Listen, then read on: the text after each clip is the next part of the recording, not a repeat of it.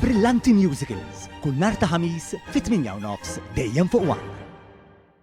Il-Ministru għall-Agrikoltura, is-Sajt u Drittijiet tal-Annimali Anton Refalo u s-Segretarju Parlamentari għas-Sajt, l-Akwakultura u Drittijiet tal-Annimali Elisha Buġeja Sajd ħabbru li għal sen oħra il-Gvern se jerġa' jinvesti fis-skema ta' għajnuna fuq spejjeż addizzjonali relatati max-xiri tal-fjuwil għall-bastimenti tas-sajt. Il-Ministru u s-Segretarju Parlamentari spjegaw kif għal din is-sena il-Gvern qed jerġa' jinvesti €1,000,000 biex kull sajjied Malti Wawċi full-time irreġistrat mad-Dipartiment tas-Sajt u l-Akwakultura jibbenifika minn ammont massimu ta' €100,000. Din iċ-ċifra hi 30% iżjed fuq l-ammont massimu li ngħata s-sena l-oħra. Il-Ministru Refalo nnota kif minkejja l-impatt negattiv li x-xena internazzjonali li ġabet fuq pajjiżna fosthom fis-settur tas-sajt, il-Gvern ra li l-peace ma jintrefax mis-sajjieda Maltin u Wawċin u għalhekk għal sen oħra qed jerġa' jestendi din l-inizjattiva. Fil-waqt li fis-sentejn li għaddew 286 sajjied full-time li għandhom il-bastiment tagħhom reġistrat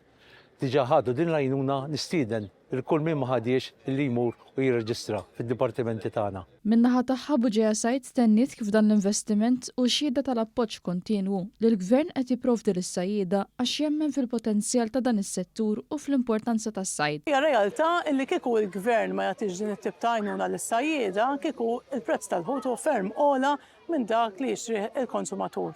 Għaldaqstant permezz tal-għajnuna illi kull sajjied jista' jibbenefika sa massimu ta' €100,000 se naraw li l-prezz tal-ħut jibqa' wieħed stabbli u bekk ikun aċċessibbli għall-konsumatur Malti Wawċi kollu. Il-perjodu ta' applikazzjonijiet tal-għajnuna lis-sajjieda se jkun miftuħ bejn il-5 u d-9 ta' Frar 2024.